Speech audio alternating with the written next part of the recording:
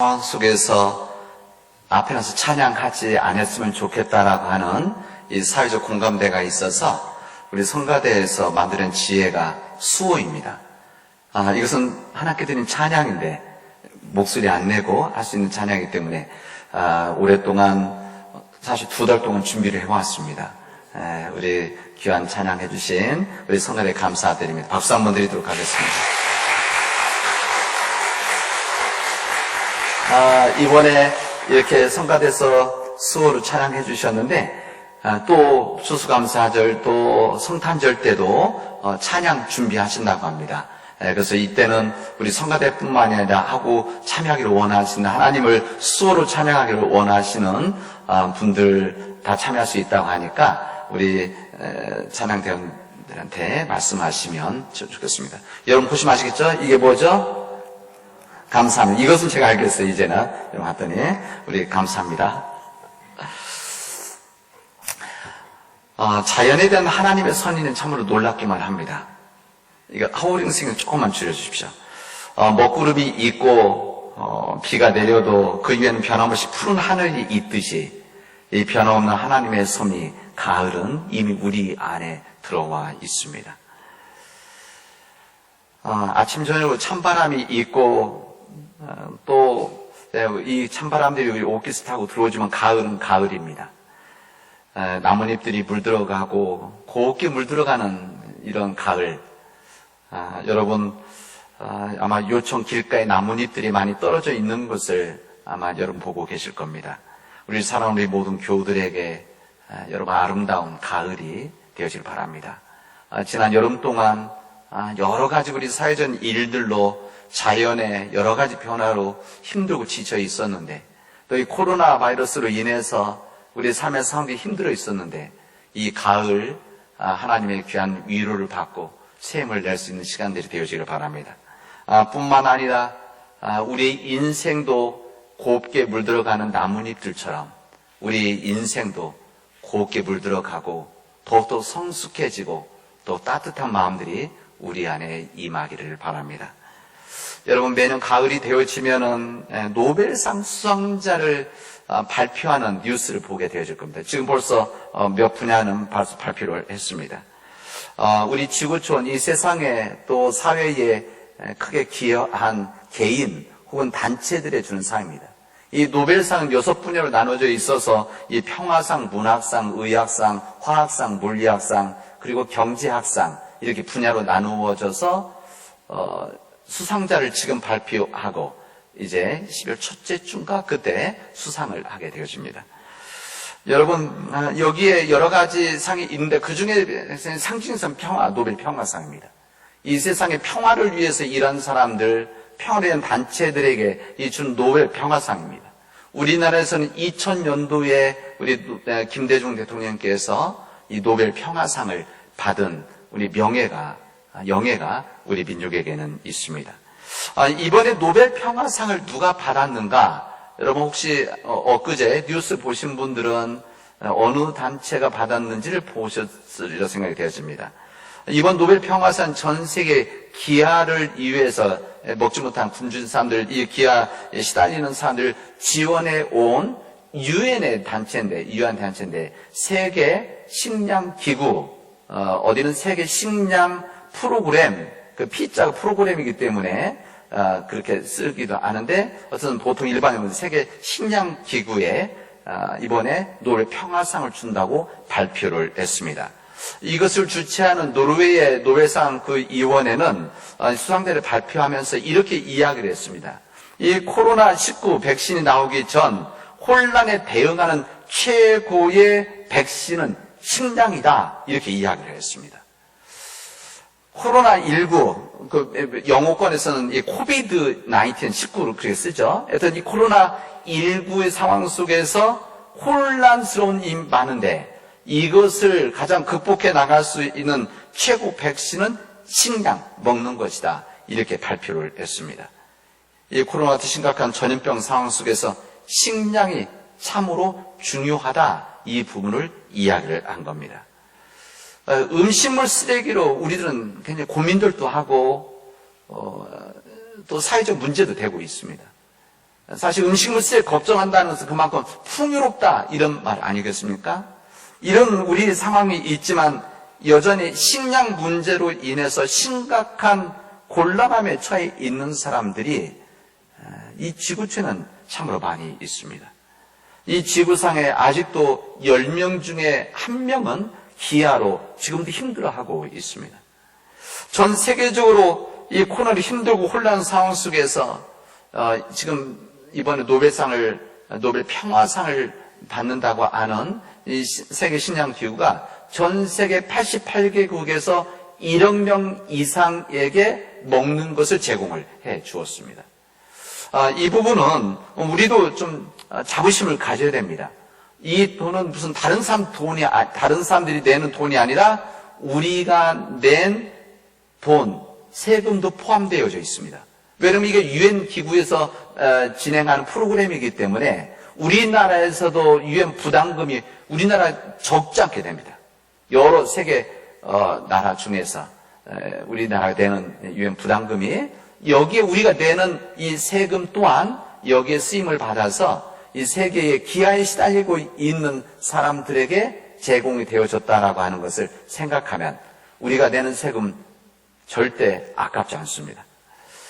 지금도 그러하고 앞으로도 이 식량 문제 해결은 날이 갈수록 세계적 생존을 위해서 가장 민감하고 절박한 과제가 될 것입니다. 이 석유 같은 에너지 이 문제도 문제이지만 중요한 힘이지만 더 극심한 문제가 앞으로는 식량 문제가 되어질 것이다. 전문가들은 이야기를 하고 있습니다.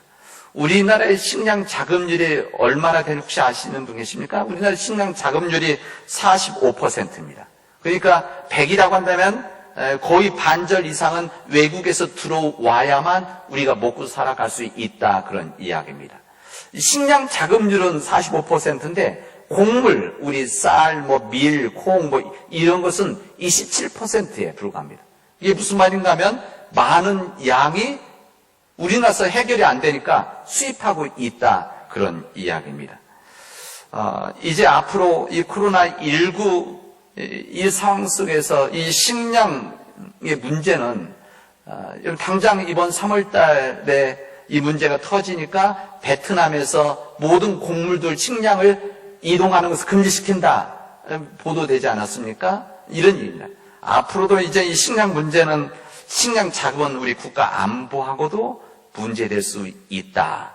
한번 이 부분까지도 여러분 한 말씀 드립니다. 왜 이 말씀을 왜 식량에 대한 이야기를 하느냐? 오늘 우리에게 해주신 이 말씀은 새 본문 말씀이 하나님께서 하나님의 백성들에게 이 세상에 있는 사람들에게 우리 하나님은 친히 먹이시고 돌보시는 하나님이라는 것을 오늘 본문이 알려주고 있기 때문에 그렇습니다. 오늘 우리 교단 이 말씀이 읽는 이 말씀인데 이 지구촌의 식량 위기 속에서 아주 적절하게 주신 주님의 말씀이다 저는 생각합니다. 왜 그러냐면 모든 먹는 것, 이 먹거리에 공급자이신 하나님의 뜻을 아는 것이 중요하기 때문에 그렇습니다. 하늘과 땅, 우리 오장로님 우리 기도하실 때 너무 귀한 기도해 주셨는데 이 하늘과 땅의 조화 협력, 모든 자연, 햇빛, 공기, 바람 이 모든 것들이 다 어우러져서 생산되어지는 이 먹거리, 이 음식이라고 하는 것은 하나님의 귀한 섭리고 솜씨입니다. 그리고 하나님의 섭리와 숨결을, 솜씨를, 섭리를 가장 현실적으로 느끼게 하는 하나의 생명체다 이렇게 말할 수가 있습니다. 우리를 먹는 것에 대해서 너무 일상이기 때문에 때로는 먹는 것에 대해서 그냥 어제도 먹었고 오늘도 먹고 내일도 먹을 거니까 이런 생각 속에서 그냥 먹는 일인데 여러분 먹을 때마다 우리 항상 이런 생각을 해야 됩니다. 이 음식에 담겨져 있는 하나님의 섭리, 하나님의 섭리, 하나님의 사랑 이것을 생각하고 정말 감사하게 먹어야 된다.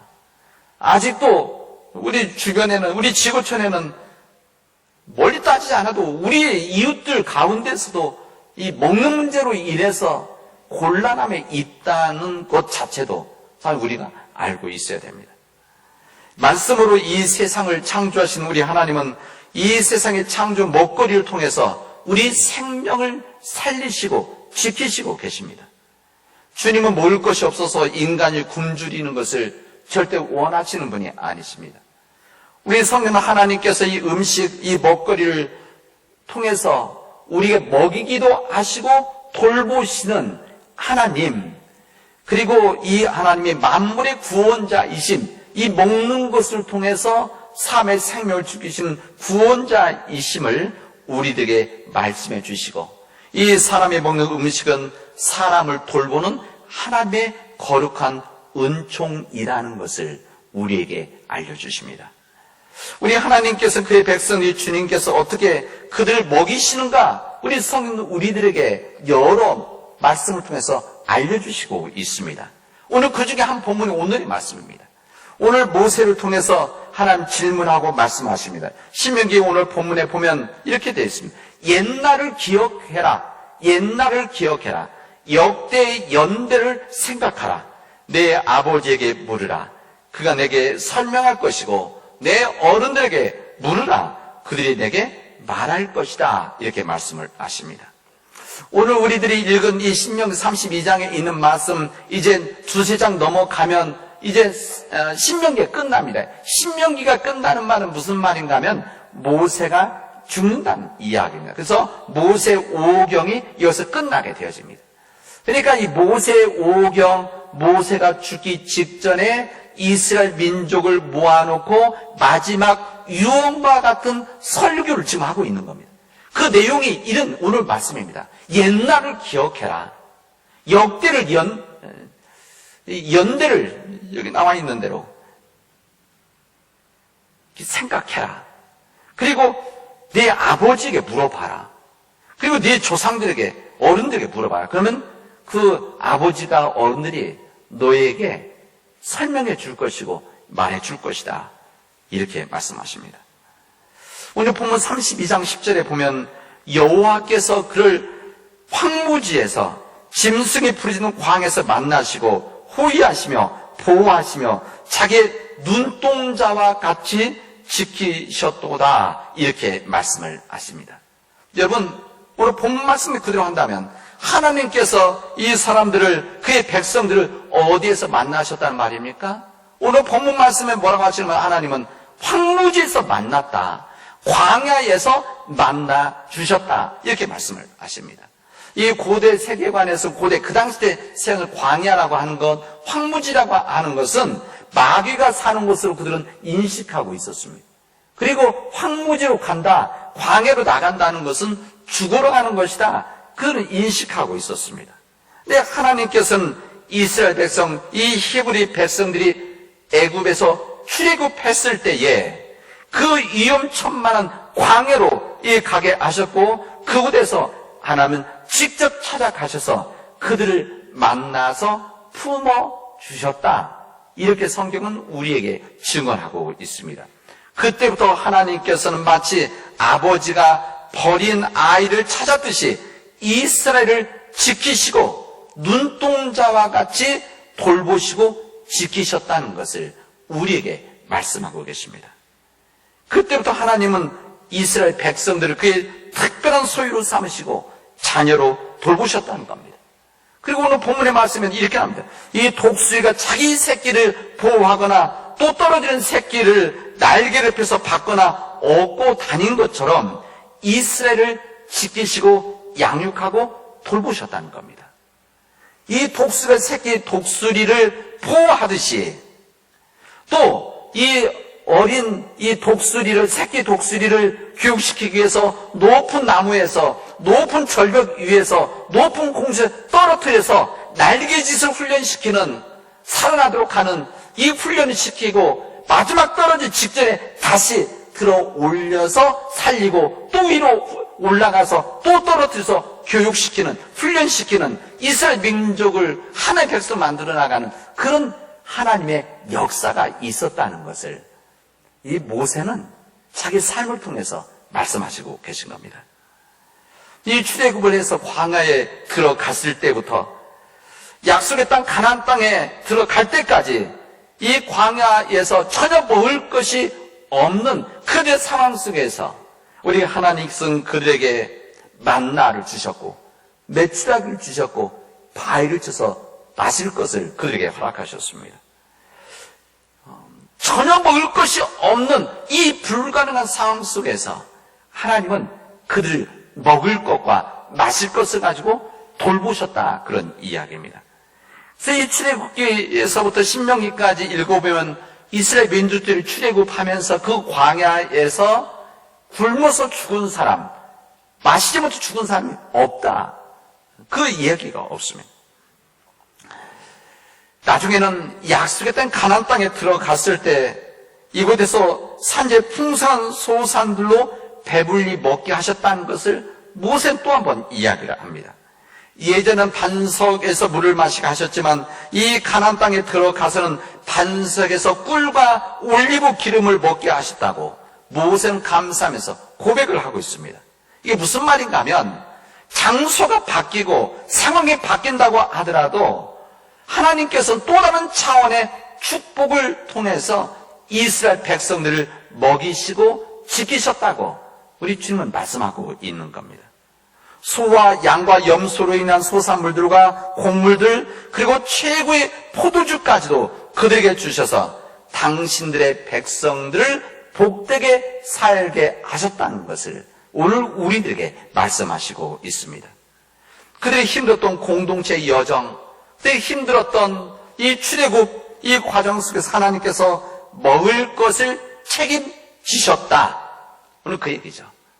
먹을 것을 통해서 그들의 굳힌 사랑을 전하셨다는 것을 말씀을 하십니다. 그리고 그 마지막 말에 오직 여기에 하나님께서만 함께 하셨다, 함께 말씀합니다. 모세가 처음에 옛날을 기억하라, 역대 연대를 생각하라. 내용이 뭡니까? 내용이 뭔가 하면 하나님께서 그들을 지키시고 돌보셨다. 먹을 것을 통해서 그들이 살아가게 하셨고 눈동자와 같이 보호하셨다. 이 부분을 기억하고 생각하라는 것입니다.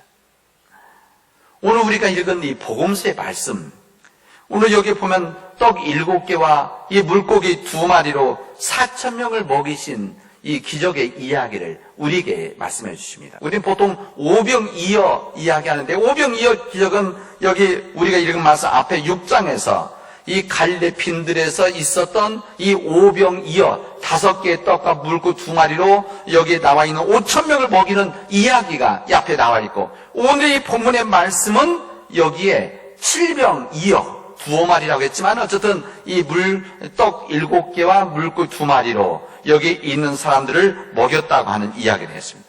오늘 본문의 말씀은 여러분 이렇게 되어져 있습니다.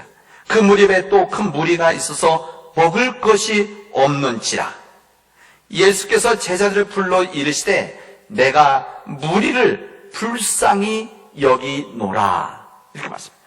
그들이 나와 함께 있은지 이미 사흘이 지났으나 먹을 것이 없도다. 만일 내가 그들을 굶겨서 집으로 보내면 길에서 그들은 기진하리라. 그 중에는 멀리서 온 사람들도 있느니라 이렇게 말씀하십니다. 우리는 여기에서 우리가 주의 깊게 이 말씀을 본문의 말씀을 들여다봐야 되는 내용이 있는데 무엇인가 하면 우리 주님께서 거기에 있는 무리들을 불쌍히 여기셨다는 것입니다. 불쌍히 여기셨다는 것. 주님과 함께 사흘이나 있었는데 먹을 것이 없는 사람들, 집이 떨어져 가다가 기진해서 쓰러질 이 사람들에 대한 예수님의 마음이었습니다. 예수님께서 그들이 말씀으로 배불러지고 기도해 준 것이 아니라 구체적인 실제 먹는 것에 대한 염려를 하시고 그들을 불쌍히 여기셨다는 겁니다. 그들에 대한 불쌍히 여기는 이 긍휼의 마음이 있으셨기 때문에 그 긍휼에서 기적 같은 역사를 이루었다는 것을 오늘 성경은 우리들에게 말씀해 주시고 있습니다. 근데 여기에 한 가지라도 우리가 더 생각해요. 여기에 본문의 마지막에 뭐라고 하냐면 그 중에는 멀리서 온 사람들도 있느니라 이 말씀합니다. 이 말씀 쓰지 않아도 되는데 이 말씀을 쓴 이유가 있습니다. 왜 썼느냐? 우리 보통 사복음서에 나오는 이 말씀의 대상은 대체로 유대인들입니다. 유대인들이 말씀을 들었고 기적과 같은 일들이 유대인들 속에서 이루어지죠. 그래서 이스라엘 유대인을 위한 메시아 이런 생각하게 되어져 있습니다. 그러나 이 마태복음과 마가복음에 나오는 이 칠병이어 사건은 예수님께서 이방인들을 위해서도 행하신 기적이라는 것을 우리에게 알려주십니다. 예수님께서 그 중에서 멀리서 온 사람들도 있느니라, 이 표현은 멀리서 온 사람, 이 사람 누가 하면 이방 사람들에 대한 이야기들입니다. 유대인을 위한 복음서인 마태복음, 유대인들 대체로 읽었던 이 마태복음에서는 이 말이 없습니다. 빠져 있습니다. 그러나 여기 마가복음의 설명에는 여기에 이스라엘과 유대인들을 넘어서 이방인들까지도 포함돼서 예수님은 구체적인 사랑을 베푸셨다는 것을 우리에게 알려주십니다. 세상 사람들 먹이신 창조주 하나님, 이 하나님은 유대인들뿐만 아니라 그 당시 때 무시당하고 외면당했던, 그리고 질시했었던 이방인들까지도 우리 주님은 그들을 먹이셨다는 것을 우리에게 말씀해 주십니다.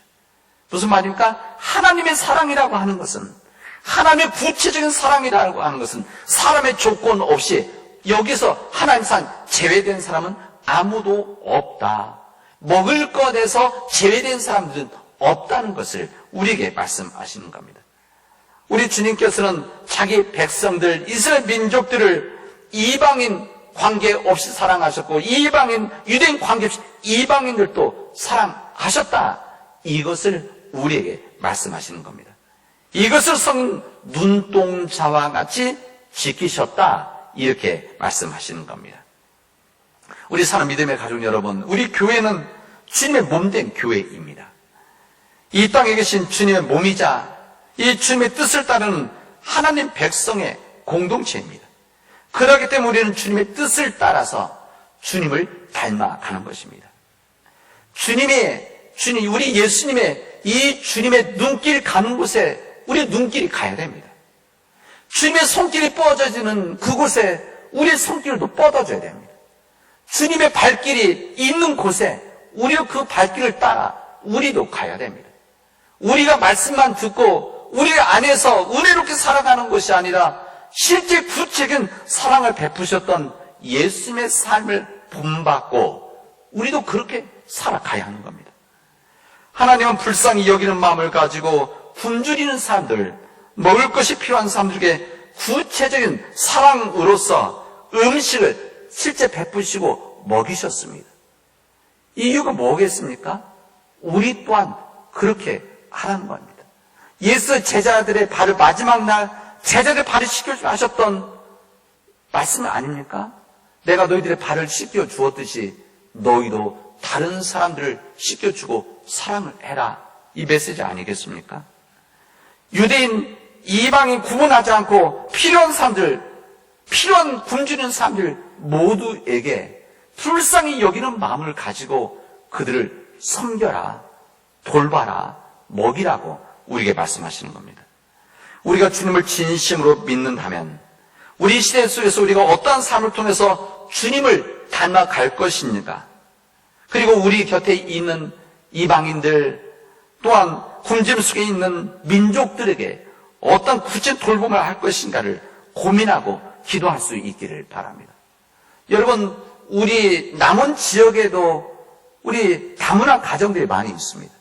우리 초등학교만 해도 우리 아이들이 남원시에 아이에 340명 정도의 어린이들이 있습니다. 중고등학교 한 170명의 학생들이 있습니다. 그만큼 가족들이 많다, 그런 이야기입니다. 그뿐만 아니라 여긴 외국 노동자, 우리 일만 하시는 노동자들도 여기 사실 많이 있습니다. 여러분, 우리 지역에서 이 부분 또한 교회가 관심을 가져줘야 됩니다. 혹시 우리 그 이웃들 가운데 먹지 못하는 혹시 사람들이 있는 것은 아닌가? 이것도 한번 생각해야 됩니다. 종종 과테말라에 있는 장수 선교사님과 이 카톡으로 전화하는데 이 장수 선교사님께서 요즘 거기 상황을 여러 가지 종종 설명해 주시는데 이 과테말라에서도 이 코로나 바이러스로 인해서 이게 제한을 많이 걸기 때문에 이 문제는 일을 하지 못하니까는 이 사람들이 식량 살 돈도 없고 그래서 이 식량 문제, 음식 문제가 심각하다는 거예요. 그래서 선교 단체들이 어려운 상황 속에서도 먹을 것을 나눠주고 그들을 위해서 기도하는 이런 선교 사역을 제가 실제 얘기 듣고 사진을 보았습니다. 제가 마음으로는 이 코로나 바이러스 상황 속에서 돌아다니는 거, 사역하는 거 잠시 멈추고 이런 생각도 하고 때로는 이야기했는데 실제 거기 상황이 어렵기 때문에 그런 사역을 펼치는 것을 제가 봅니다. 여러분, 우리 교회와 장애인 복지관은 매월 마지막 주 화요일 날 우리 밑반찬 봉사를 합니다. 우리 지역에 있는 장애인 가족들을 위해서 지금 수년 동안 빠지지 않고 이 코로나 바이러스 상황 속에서도 보통 다른 것들은 모이지 못하게 하고 모여서 음식 만드는 거, 심지어는 우리 교회 주일날 음식도 안 먹지 않습니까? 그럼 불구하고 우리는 장애인 복지관 우리 스태프들하고 우리 교우들이 우리 화요일날 한 달에 한 번씩 모여서 밑반찬을 만들어서 우리 장애인 가족들에게 나눕니다. 저는 전에도 한번 말씀드린 음식을 나누지만 사실 사랑을 전하는 겁니다. 음식이라 밑반찬이라 쓰고 사랑이라고 읽는 거죠. 이게 바로 사랑의 구체적인 우리의 나눔입니다. 여러분, 우리에게 음식, 과일을 포함해서 음식이라는 것은 중요합니다. 우리 과일과 음식에는 우리 밥상에 우리 손에 올 때까지 하나의 은총인 햇볕과 비와 이 공기, 그리고 우리 수많은 농부들, 또 수많은 이 섬기는 사람들, 경제적인 영역이기도 하지만 그러나 이런 사람들의 뜨거운 사랑과 섬김이 담겨져 있고 거기에 스며 있는 겁니다. 그래서 우리가 음식을 함부로 하면 안 됩니다. 음식을 함부로 하면 안 됩니다. 소중히 여겨야 되고 이 음식을 먹을 때마다 나눌 때마다 정말 마음속에서 감사함을 가지고 하나님께 이웃들에게 감사해야 됩니다. 여러분, 이 음식은 나만 나누는 것이 아니고 하늘과 같아서 함께 나누어야 되는 겁니다.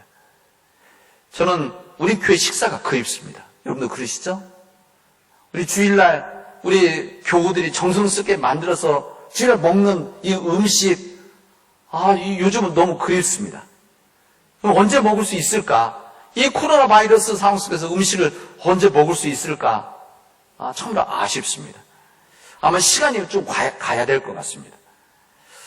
여러분, 이 좋은 계절 가을에 이 풍성한 이 과실과 이 추수한 이 시절에 우리를 먹이시고 우리 눈동자를 지켜주시는 창조주 하나님을 여러분 만날 수 있기를 바랍니다. 그리고 그 하나님을 통해서 하나님의 섭리 안에 감사하는 삶을 살아가도록 하십시오. 하나님 함께 하실 것입니다. 기도합시다. 은혜가 풍성하신 하나님 감사합니다. 오늘 우리에게 주신 말씀 우리 안에 살아있어서 우리가 진정 나만 우리 가족만 살아가고 우리 교회만 살아가는 것이 아니라 내 곁에 있는 이웃들과 더불어 살아가는, 그리고 그들을 불쌍히 여기는 우리 하나님의 사람들이 되어지도록 도와주시옵소서. 이 모든 말씀을 예수님의 이름으로 기도합니다. 아멘.